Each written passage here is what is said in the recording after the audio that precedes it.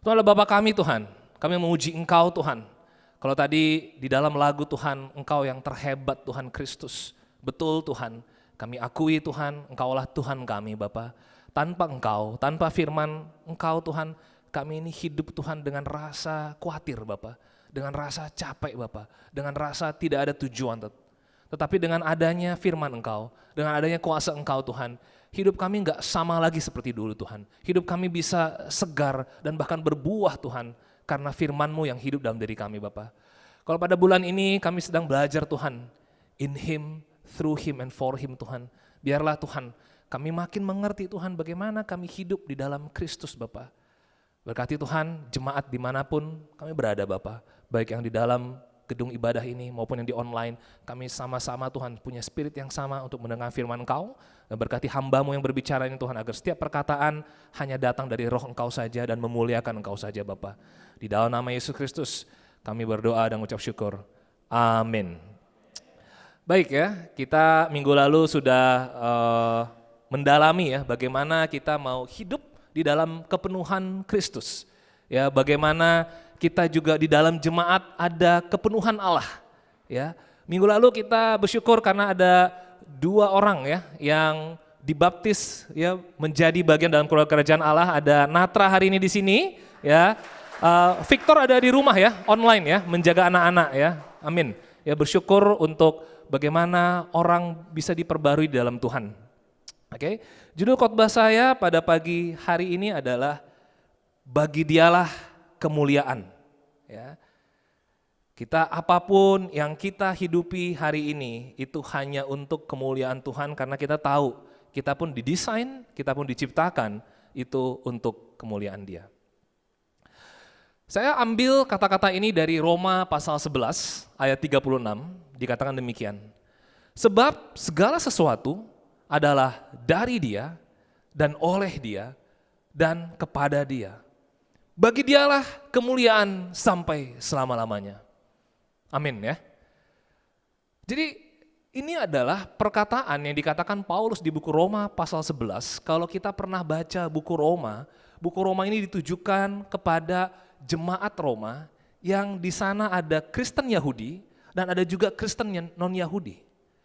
Mereka hidup bersama-sama dalam satu jemaat, tetapi lama-kelamaan dua-duanya bisa saling menuding. Ya, dan dua-duanya jadi punya pikiran bahwa apa? Ini jadi tentang saya. Ataupun kok kenapa perbuatan mereka seperti itu? Saya mau katakan melalui khotbah hari ini bahwa ini bukan tentang saya ataupun tentang yang lain, tetapi ini adalah tentang Tuhan kita. Bedanya Kristen Yahudi dan Kristen non-Yahudi di dalam jemaat Roma adalah mereka tahu ya, kalau kita pernah baca di Roma pasal 9, Kristen Yahudi ini punya keyakinan bahwa apa? Kamilah orang Yahudi yang menerima kemuliaan Tuhan. Tuhan Allah itu memperlihatkan dirinya dalam bentuk kemah suci selama kami di padang gurun. Mereka tahu, mereka lihat kemuliaan itu. Mereka tahu, mereka dapat perjanjian-perjanjian itu lewat bapa bangsa mereka. Lewat Abraham, lewat Ishak, lewat Yakub. Mereka tahu, mereka juga menerima hukum Taurat melalui Musa di Gunung Sinai itu, sehingga mereka wow, peraturan-peraturan, hukum-hukum itu Tuhan kasih kepada kami bangsa Yahudi. Dan ada janji-janji, makanya kami mau terus berjalan bersama Tuhan. Kenapa? Ada janji Tuhan di sana. Itu mereka tahu, itu kepada siapa? Orang-orang Yahudi melalui bapa bangsa, melalui nabi-nabinya. Dan mereka bisa berbangga karena mereka adalah, kami ini keturunan bapak-bapak leluhur kami. Abraham, Ishak dan Yakub. Kalau kamu siapa?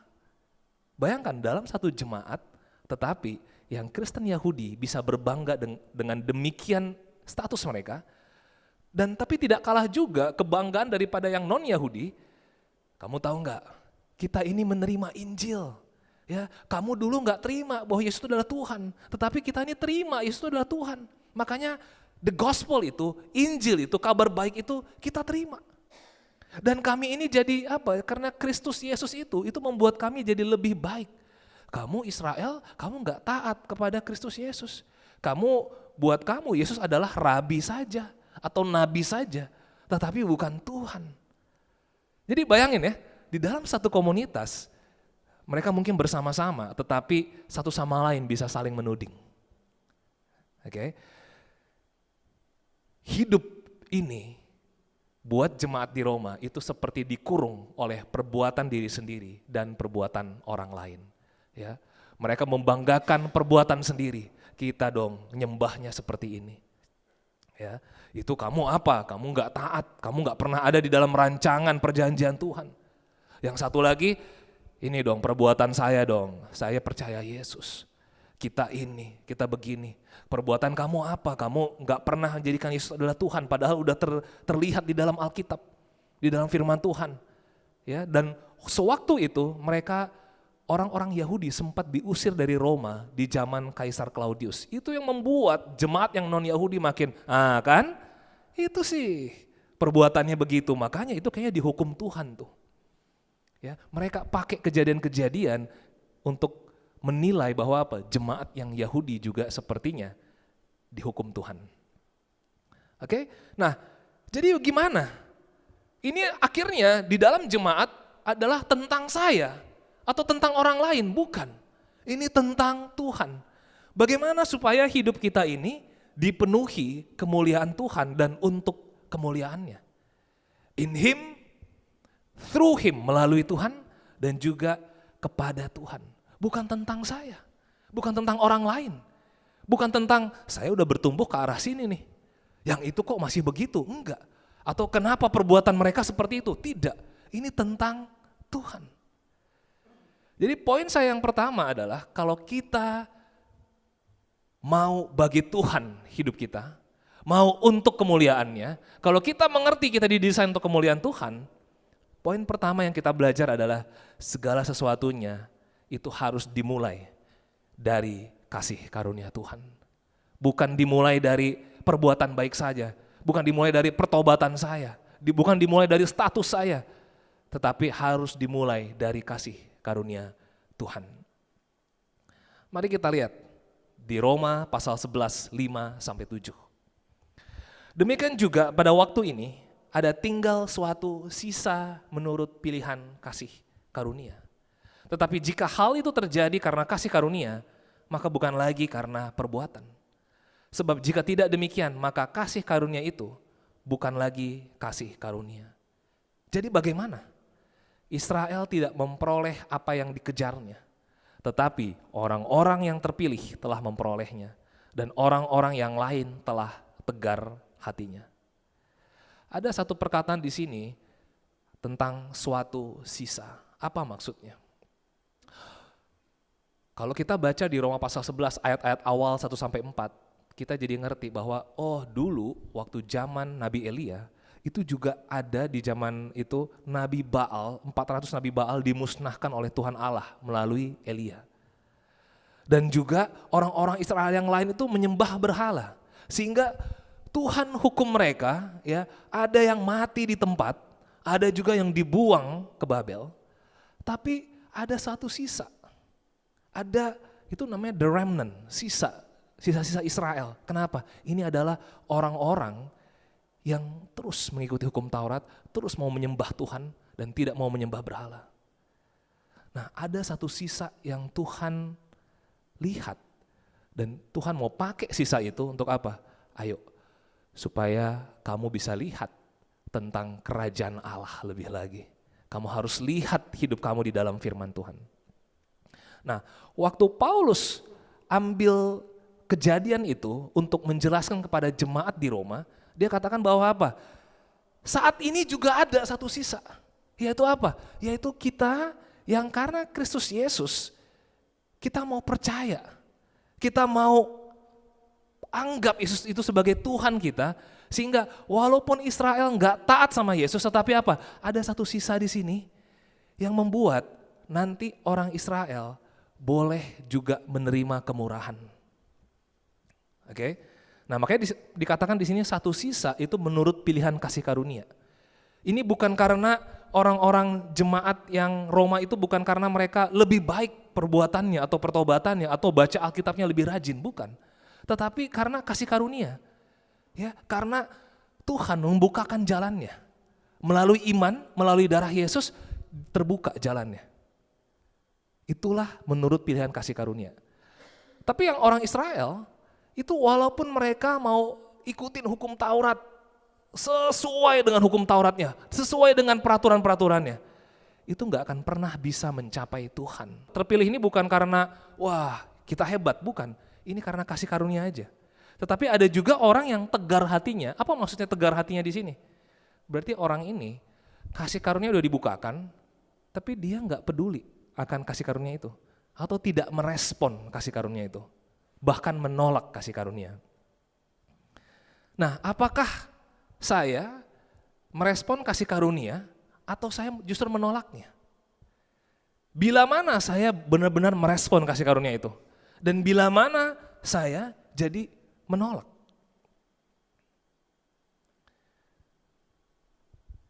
Di ayat 29 sampai 32 dikatakan, sebab Allah tidak menyesali kasih karunia dan panggilannya. Sebab sama seperti kamu dahulu tidak taat kepada Allah. Ya. Oleh apa? Ketidaktaatan. Ya. Sebentar, ini saya ada terhalang nih slide saya, bentar ya.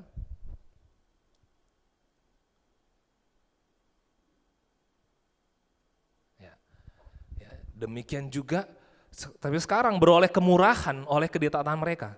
Demikian juga mereka sekarang tidak taat. Supaya oleh kemurahan yang telah kamu peroleh, mereka juga akan beroleh kemurahan. Sebab Allah telah mengurung semua orang dalam ketidaktaatan supaya ia dapat menunjukkan kemurahannya atas mereka semua. Ya. Mari kita lihat yang paragraf yang pertama ya. Sebab sama seperti kamu dahulu tidak taat. Kamu di sini siapa? Ini kamu ini di sini jemaat non-Yahudi. Ya, katakanlah kita ini orang Indonesia jemaat non-Yahudi gitu.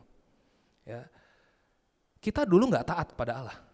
Ya, kalau di sini yang pernah belajar firman Tuhan, lalu kita lihat tentang pelajaran dosa, ya ampun, dari pikiran jahat, percabulan, hawa nafsu, iri hati sampai kesombongan. Kalau kita bikin daftarnya banyak banget. Kita ini nggak taat sama Tuhan. Tapi apa? Sekarang beroleh kemurahan. Oleh apa? Oleh ketidaktaatan mereka. Mereka di sini adalah orang Yahudi. Jadi karena orang Yahudi nggak taat sama Kristus Yesus, makanya Tuhan buka pintu keselamatan buat bangsa lain. Makanya Yesus bilang, jadikanlah semua bangsa muridku. Tujuannya apa? Kalau orang yang non-Yahudi menunjukkan kemurahan Tuhan, nanti orang Yahudi bisa merasa, oh ternyata ya memang Tuhan buka jalannya dan hidup mereka kok jadi benar dan berkuasa. Berarti kita perlu tunduk sama Yesus yang adalah Tuhan. Nah kita beroleh kemurahan. Supaya apa? Supaya dalam kemurahan yang kita peroleh, mereka juga yang gak taat, itu jadi apa? Beroleh kemurahan juga.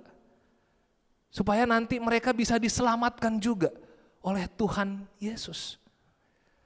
Nah, jadi ketidaktaatan kita ataupun ketidaktaatan orang lain, ya misalnya Yahudi ataupun sekarang kita sesama non-Yahudi ada yang nggak taat. Tuhan lagi bekerja lewat kemurahannya Dia. Ya, makanya apapun yang saya lakukan akan dimulai dari kasih karunia Tuhan.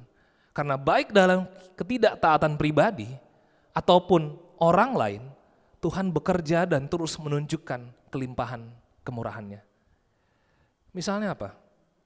Kadang-kadang kita kalau kita punya ketidaktaatan pribadi, iblis itu bisa menggoda kita, aduh kayaknya memang saya ini nggak layak.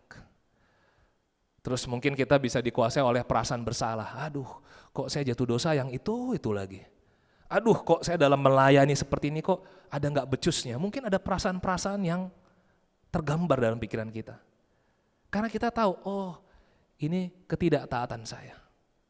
Tapi kalaupun kita dikuasai oleh ketidaktaatan kita, kelimpahan kasih karunia Tuhan, kemurahan itu masih berlimpah-limpah. Supaya apa? Supaya kita jadinya tergerak hatinya karena kemurahan Tuhan. Kalau ada orang tergerak karena hukuman, itu sampai kapanpun ikut Tuhan itu ya, itu nggak pernah merdeka. Kenapa? Takut neraka. Takut nanti kalau saya nggak baca Alkitab tiba-tiba berkatnya nggak melimpah dalam hidup saya. Takut. Oh, Tuhan lagi mengurung kita di dalam kemurahan supaya apa? Supaya kalau kita ngerti kita nggak taat, lewat kemurahan Tuhan kita jadi, oh ya Tuhan terima kasih, Engkau masih anggap saya dan saya dimampukan untuk pasti untuk bisa bertobat juga. Nah itu sisi yang satu. Sisi yang lain, kadang-kadang ketidaktaatan orang lain itu membuat kita jadi nggak taat juga. Itu artinya victim mentality. Ya, Pak Franky 2 minggu yang lalu pas anniversary dia kasih poin yang sangat bagus. Mentality kita sebagai pengikut Yesus itu dibangun oleh Tuhan. Kenapa? Karena bisa aja gara-gara perbuatan saudara atau saudari kita jadi, gara-gara dia saya jadi nggak semangat. Misalnya. Atau itu dia aja nggak baca Alkitab, ya udah saya juga nggak baca deh. Jadi ketidaktaatan orang lain itu mempengaruhi kita dan kitanya jadi nggak semangat juga. Ya padahal waktu Israel nggak taat, Tuhan itu tunjukkan kemurahan supaya apa? Lewat kemurahan Tuhan bekerja dengan begitu luar biasanya sehingga apa? Semuanya ujung-ujungnya kebaikan buat setiap orang, ketaatan buat setiap orang digerakkan oleh kemurahan Tuhan. Tuhan kita bukan Tuhan yang mau menggerakkan pertobatan orang dengan hukuman, bukan. Tapi Tuhan Allah mau menggerakkan pertobatan orang dengan kemurahannya Dia. Makanya hari ini, kita ini jangan sampai kita dipengaruhi oleh situasi ataupun perbuatan satu sama lain. Ataupun kekurangan perbuatan kita, jangan. Kita harus balik lagi kepada apa? Kasih karunia Tuhan. Kemurahan Tuhan, itu aja yang membuat saya mau semangat. Kalaupun ada perbuatan di dalam keluarga kita, kok ini bikin kesel, kok ini bikin kita jadi nggak semangat, kita fokusin lagi kemurahan Tuhan. Kenapa? Segala sesuatunya saya harus berpikir dari kasih karunia Tuhan. Bukan dari ketidaktaatan saya, bukan dari kelemahan saya, bukan dari perbuatan orang lain yang bikin saya kesel, tapi apa? Dari kasih karunia Tuhan. Amin? Nah itu poin pertama. Ya, yang kedua, kalau kita udah ngerti kasih karunia Tuhan, kemurahan Tuhan yang membuat kita semangat, lanjutkan. Nah bagaimana kita melanjutkan hidup kita di dalam kasih karunia Tuhan? Kalau tadi poin yang pertama, oleh kasih karunia Tuhan, kita bisa memulai. Sekarang di dalam kasih karunia, bagaimana kita melanjutkannya? Ayat 21-22.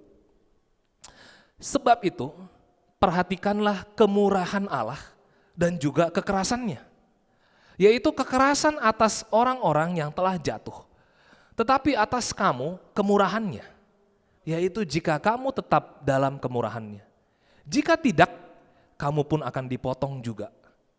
Tetapi mereka pun akan dicangkokkan kembali, jika mereka tidak tetap dalam ketidakpercayaan mereka. Sebab Allah berkuasa untuk mencangkokkan mereka kembali. Sekali lagi, ada kamu, ada mereka. Kamu di sini adalah jemaat Roma yang non-Jewish, yang non-Yahudi, tetapi mereka itu adalah jemaat yang Yahudi. Oke. Nah, di sini Tuhan pengen supaya apa? Kita perhatikan kemurahan Allah. Nah, tapi sekarang di sini yang baru yang Paulus omongkan adalah kekerasan Tuhan juga. Coba perhatikan kekerasannya. Kepada siapa? Kepada orang-orang yang telah jatuh. Nah, di sini kita jangan langsung asumsikan, oh iya, itu ada saudara saya pernah jatuh itu. Itu pasti itu kekerasan Tuhan tuh. Ya, kita harus lihat contoh kekerasan ini adalah di dalam Alkitab, di dalam firman Tuhan. Bagaimana banyak contoh orang-orang yang udah jatuh dalam Alkitab dan di situ ada kekerasan Tuhan untuk mendidik mereka. Ya. Nah, makanya kalau kita udah bisa perhatikan kemurahan Tuhan dan perhatikan kekerasannya, ayo kita harus tetap dalam kemurahannya. Jangan sampai kita digoyang-goyangkan oleh ketidaktaatan kita atau ketidaktaatan orang lain.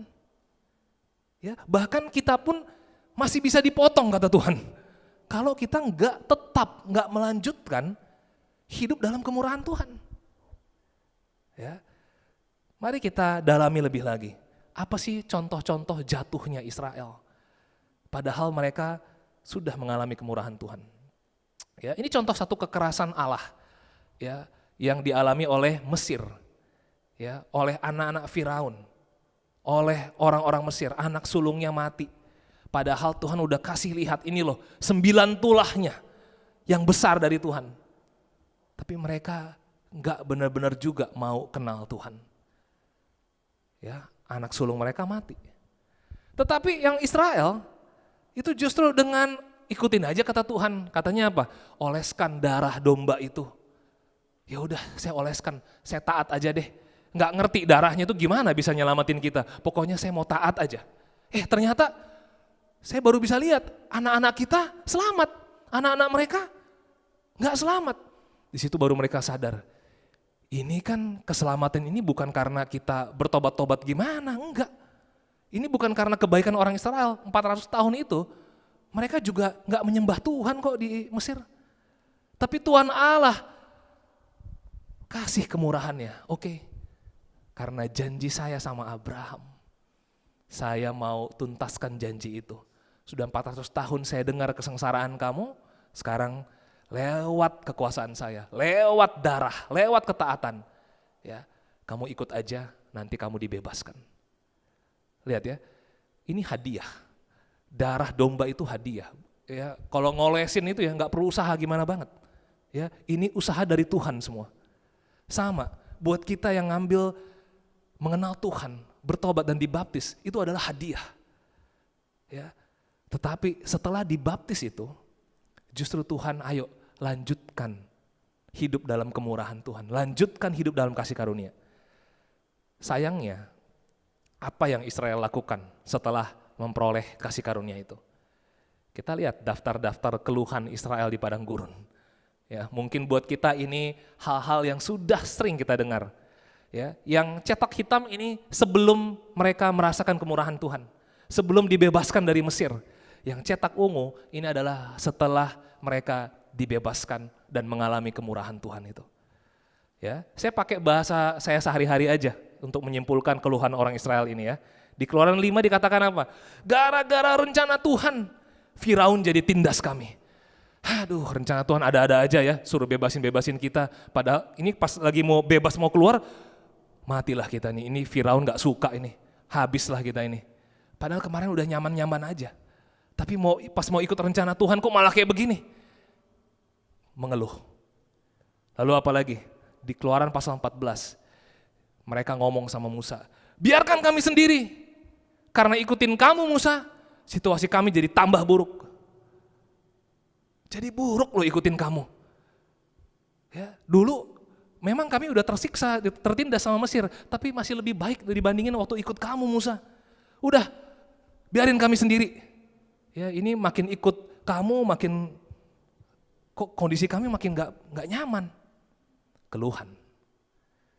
Nah, setelah itu Tuhan Allah bawa orang Israel melewati Laut Merah itu dengan kuat kuasa Tuhan, dan saat itu kalau kalian pernah baca di Keluaran 14-15, mereka berpesta, mereka memuji Tuhan, rebana, kecapi. Wah, Tuhanlah luar biasa, oleh karena kemurahan Engkau lah Tuhan, kuat kuasa Engkau Tuhan.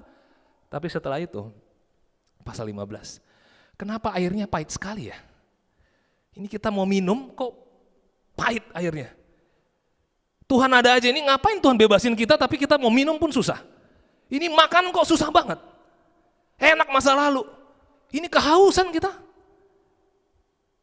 Satu pasal yang lalu mereka berjingkrak-jingkrak. Kemurahan Tuhan. Siapa kami Tuhan? Ya, kami menderita tapi Engkau bebaskan Tuhan. Tapi 3 pasal berikutnya. Ya, tapi lihat ya, kebaikan Tuhan. Masih kasih makanan lagi, roti mana turun. Ya, masih kasih air lagi. Nggak ada Tuhan hukum mereka. Tapi berikutnya, kok ini Tuhan lama sekali ya? Ini Musa nggak turun-turun dari gunung ini. Ya, kita ini ngapain ini kita di sini menanti-nanti Tuhan terus? Kapan Tuhan? Ya, lebih baik kita ada Allah lain lah. Lihat tuh, bangsa lain aja ada berhala yang itu hidup mereka enak. Ini lebih baik daripada kita ini ikutin Tuhan, kayak nanti Tuhan ini nggak ada ujungnya. Tapi apa? Tuhan kasih lihat kekerasan dia. 3.000 orang mati.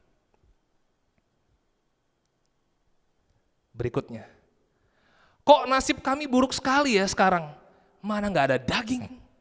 Dulu waktu ikut Tuhan, dulu waktu nggak ikut Tuhan, banyak kok daging. Ya, ini perkataan yang terkenal dari buku Bilangan 11. Ya, dulu kita punya kuali besar isinya daging, sekarang mau makan daging pun susah banget. Roti terus tuh, roti ya. Kayak orang Indonesia ini, tempe terus. Temperamen saya jadinya. Ya. Ya, lalu apa? Ya, dari situ di bilangan 11 itu, api Tuhan menyala di tepi perkemahan. Marah Tuhan. Terus dikenai tulah besar. Waktu mereka makan, akhirnya mereka dikasih burung puyuh.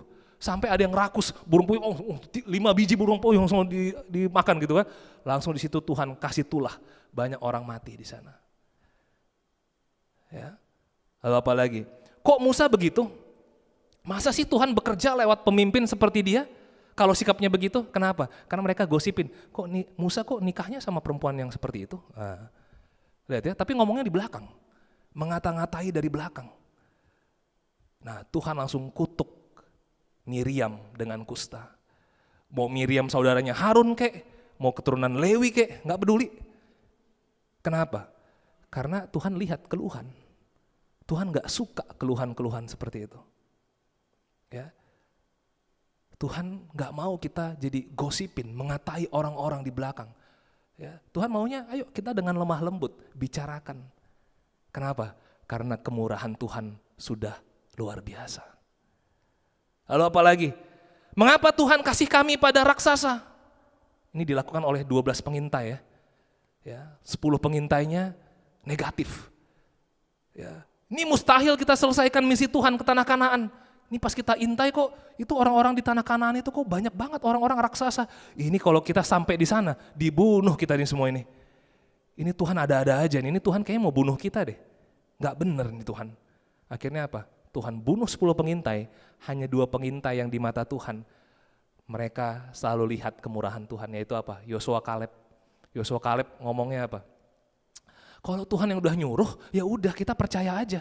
Berarti Tuhan akan bantu kita. Nggak mungkin Tuhan kasih rencana untuk binasain kita, nggak mungkin. Kalau Tuhan udah kasih janji, janjinya pasti ditepati. Dari mana kamu tahu? Tuhan yang bilang kok. Tapi yang 10 yang lain, lihat situasi. Kok kayak gini? Ini kalau lihat logika aja ya, nggak masuk akal ini.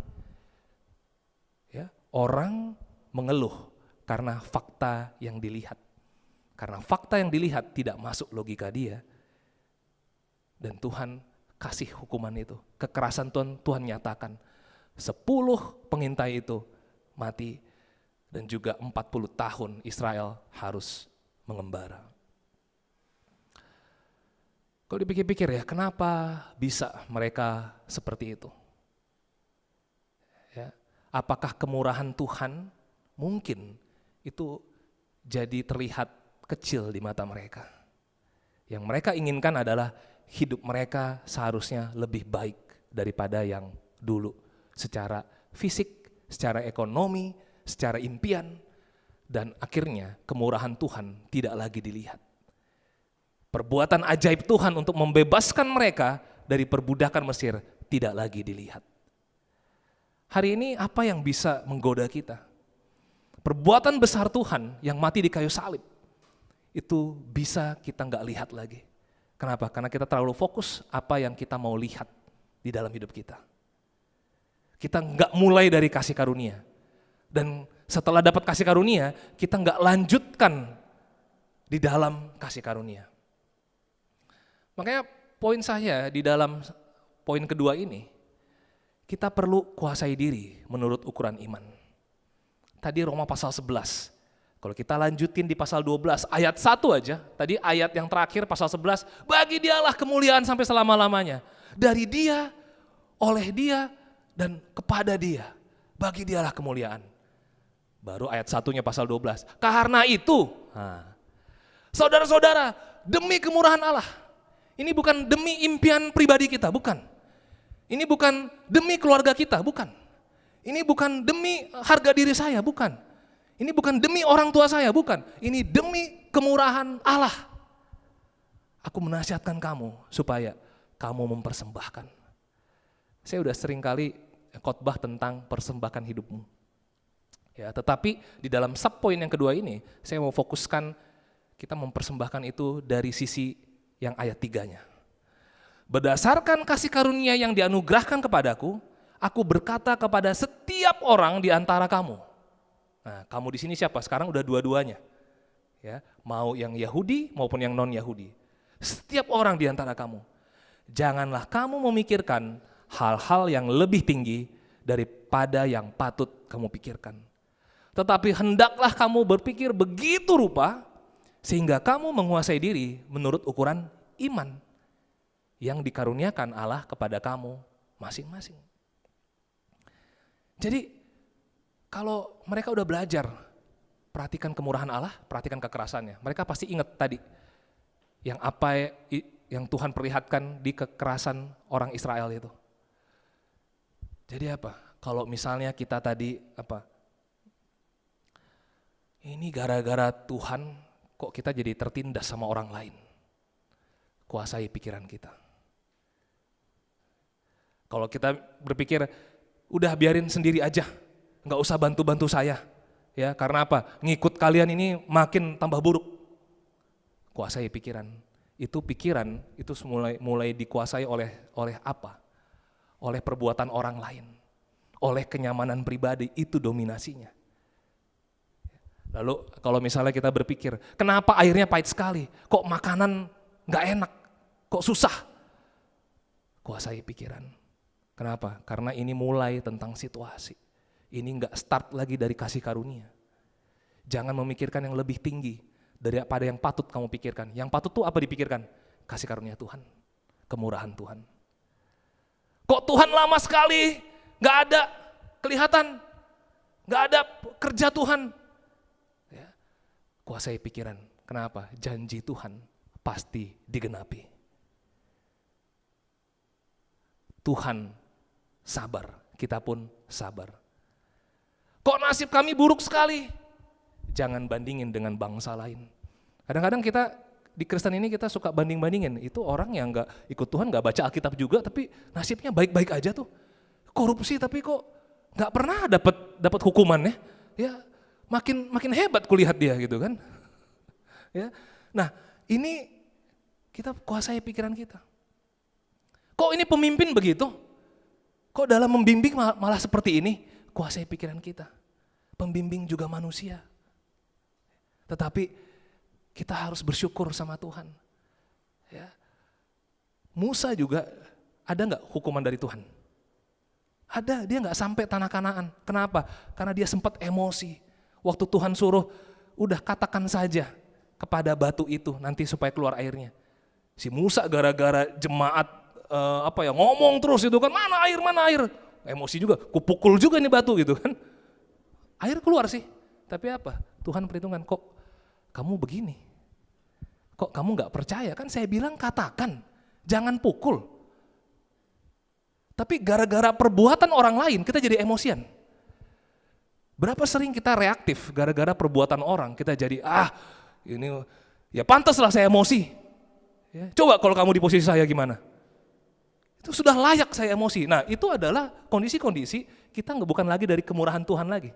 Startnya bukan dari kasih karunia, startnya dari perbuatan orang. Startnya dari apa yang udah saya bangun. Kayaknya kemarin-kemarin saya udah bangun ini, bangun itu. Tiba-tiba dia gak hargai. Nah itu adalah hal-hal yang Musa bisa rasakan. Ya, hukumannya ada sendiri dari Tuhan. Gak perlu, jemaat itu pengen hukum Musa gak perlu. Ya, makanya di Roma pasal 12 bilang, balaslah kejahatan dengan kebaikan. Ya, kenapa? Karena Tuhan sendiri udah tahu bagaimana cara mendidik kita. Makanya kita di dalam jemaat kuasai pikiran kita. Yang paling penting adalah bagaimana, karena saya fokus dalam kemurahan Tuhan, saya mau bermurah hati sama dia. Saya mau berbaik hati sama dia. Saya mau tanya hati dia.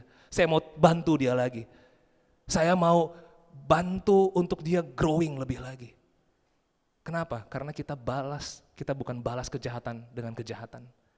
Kita dengan kebaikan. Itulah yang Roma 12 ya, ayat-ayat belasannya dikatakan. Ya, tapi di ayat yang 3 ini tadi apa? Kuasai pikiran kita, kuasai diri. Menurut ukuran iman. Ya. Nah, dalam tentang berpikir begitu rupa, kalau di versi NIV-nya, New International Version, itu dibilangnya sober judgment. Ya, kata-kata sober ini biasanya dipakai kalau orang mabuk karena alkohol. Ya. Siapa yang di sini pernah mabuk karena alkohol? Waduh, mantap ya. Mantap pengakuan. Ya, kalau mabuk karena alkohol, biasanya kan apa ya? Kita meracau aja kan. Apa yang kita lihat? Itu kenapa itu kayak gitu tuh? Ini kok daunnya gini, kok daunnya bagus banget ya. Jadi apa yang dilihat dikomentarin terus. Ya, tapi itu nggak pernah menata pikirannya, nggak pernah. Jadi meracau tentang apa yang dilihat. Ya, pokoknya apa yang ini langsung emosi. Ya, kenapa? Karena nggak waras lagi. Ya, pikirannya udah nggak fokus lagi. Ya, kadang-kadang saya juga bisa seperti itu ya sama Febri ya. Pas kayak gini, kenapa dia kayak begini? Ya kan? Karena dia begitu, ya udah saya diemin dia. Itu adalah nggak waras saya. Ya, saya tidak berpikir begitu rupa, tidak menata pikiran saya berdasarkan kasih karunia. Tetapi, nah kalau dia makin baik, saya bisa baik. Kalau dia diemin, saya bisa lebih diem lagi. Wah, itu nggak berdasarkan kasih karunia lagi kalau udah kayak begitu. Oke, kita yang married life, kita yang single campus ataupun remaja, kita bisa dikuasai oleh reaktif, ya, bereaksi atas perbuatan orang, bereaksi atas situasi. Itu adalah tidak waras di dalam kerohanian kita. Ya, nah makanya kita perlu sober judgment, ya, perlu berpikir begitu rupa, sehingga kita kuasai diri kita. Kalau kita baca firman Tuhan, baca teliti, kita tahu oh hati Tuhan gini. Oh, kemurahan Tuhan seperti ini. Ya udah, saya mau ikut di dalam pikiran Tuhan. Apapun yang terjadi. Yang B, latih dan gunakan karunia bersama-sama untuk Tuhan.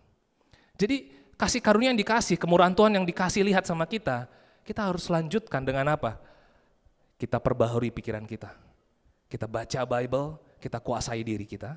Tetapi yang kedua ini adalah mari kita gunakan karunia yang udah dikasih Tuhan. Supaya apa? Kita bersama-sama saling mengasihi, saling berkolaborasi. Ya, minggu lalu saya khotbah tentang jemaat itu kepenuhan Allah. Makanya Paulus punya impian, halo brothers sisters, di dalam jemaat Roma, mau di situ ada yang non Yahudi maupun yang Yahudi, ayo bersama-sama karena sudah dikasih karunia dan ada karunia-karunia yang dikasih kepada setiap orang, ayo kita adalah anggota seorang terhadap yang lain. Mungkin saya di sini pendeta, tetapi kalau lihat di Bible di sini, kita masing-masing adalah anggota yang seorang terhadap yang lain. Berarti saya apa? Saya anggotanya Daniel juga. Saya anggotanya Bu Sondang, saya anggotanya David, saya anggotanya Nadus, saya anggotanya Ceyuli. Begitu juga sebaliknya. Begitu juga Ibu Ros anggotanya Bu Iya anggotanya Natra. Itu satu sama lain adalah kita anggota terhadap yang lain. Ya, Paulus dalam firman ini nggak mau saya lebih baik dari dia, saya lebih tinggi, saya lebih lama jadi murid. Enggak, saya lebih bertumbuh, tidak. Kalau kita lihatnya seperti itu, kita lihatnya bukan dari kasih karunia lagi. Ya, kita lihatnya dari level pertumbuhan orang. Wah, itu nanti kita bisa nggak waras kita. Ya, nanti kita ukur-ukur gimana? Dia udah belajar sekian tahun kok malah kayak begitu ini ya. Nah, itu adalah perkataan-perkataan, pikiran-pikiran yang tidak waras. Kenapa? Karena tidak dari kasih karunia. Nah, sekarang kita lihat. Ini adalah di Roma 12 ayat 6 sampai 8. Ya, saya nggak tampilkan ayatnya, kita baca aja ayatnya di rumah. Tetapi karunia itu memang dikasih berbeda-beda. Ya, mungkin ada satu orang punya karunianya ada 3, 4, tapi yang jelas nggak ada satu orang pun yang semuanya punya. Tetapi satu orang yang di dalam Tuhan minimal punya 1. Entah itu dia dikasih karunia untuk apa? Beritakan iman. Entah dia punya karunia ya setelah dibaptis dikasih karunia, kok kekuatan saya melayani. Kekuatan tiap orang beda-beda. Ada yang karunianya kekuatannya adalah apa? Memberi, giving. Dia pengen berbagi lagi. Ada yang kekuatannya dikasih sama Tuhan, mengajar. Ada yang dikasih sama Tuhan menyemangati, menghibur.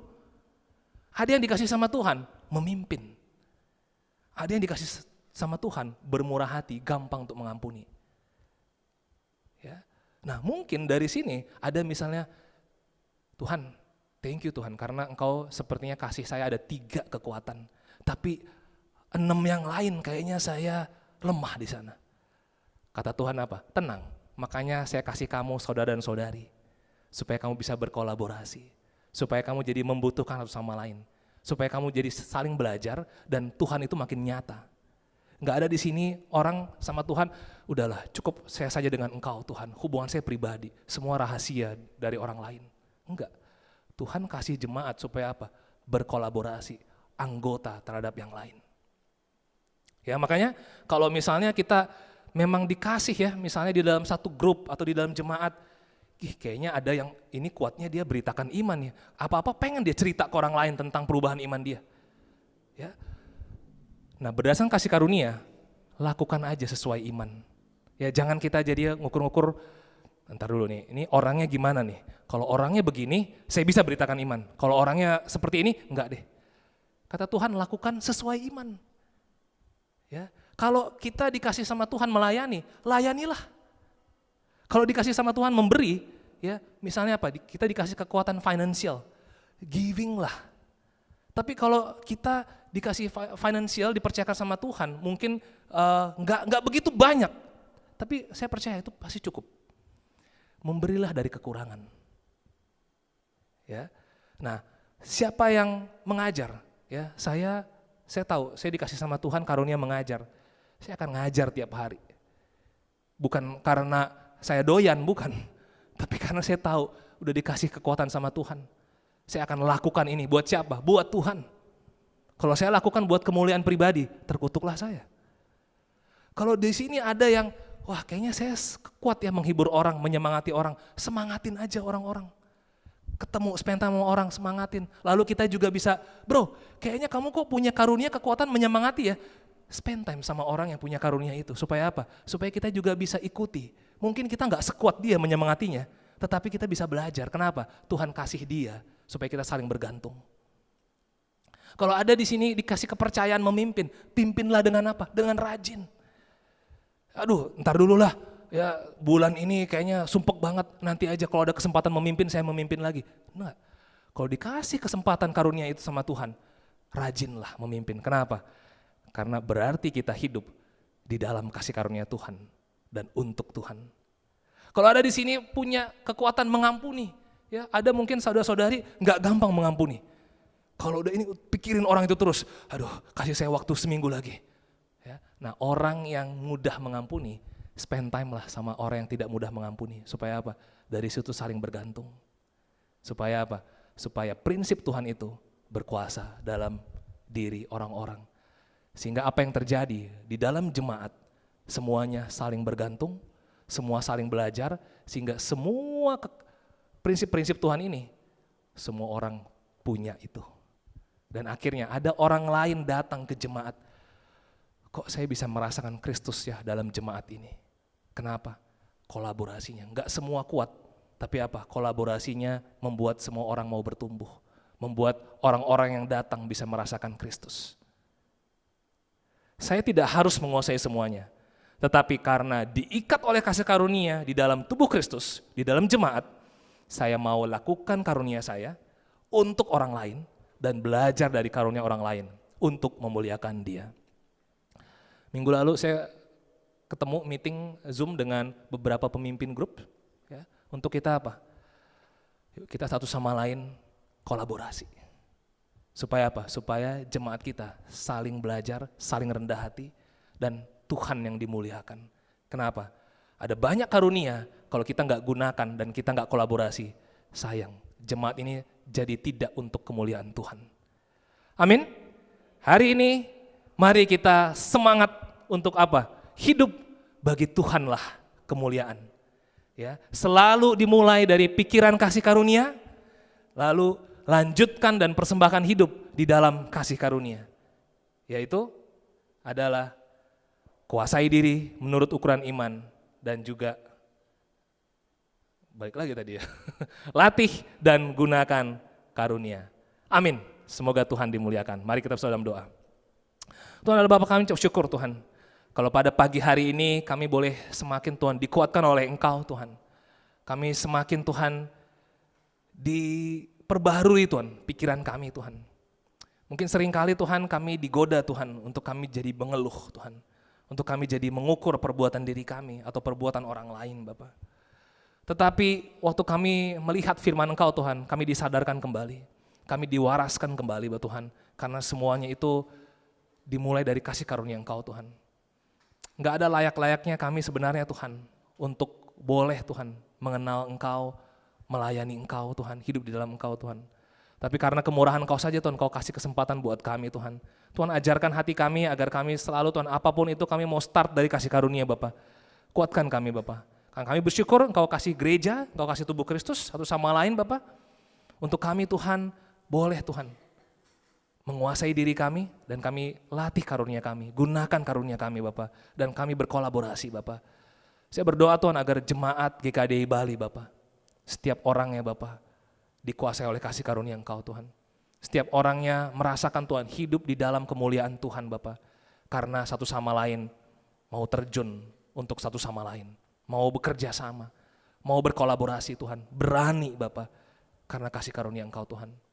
Dan kami ingin lihat Bapa bahwa jemaat ini jadi terang buat orang-orang di Bali Bapa. Orang-orang di Bali boleh kenal Kristus dari kolaborasi satu sama lain di dalam jemaat Bapa. Bagi Engkaulah kemuliaan, di dalam nama Yesus Kristus kami berdoa mengucap syukur. Amin.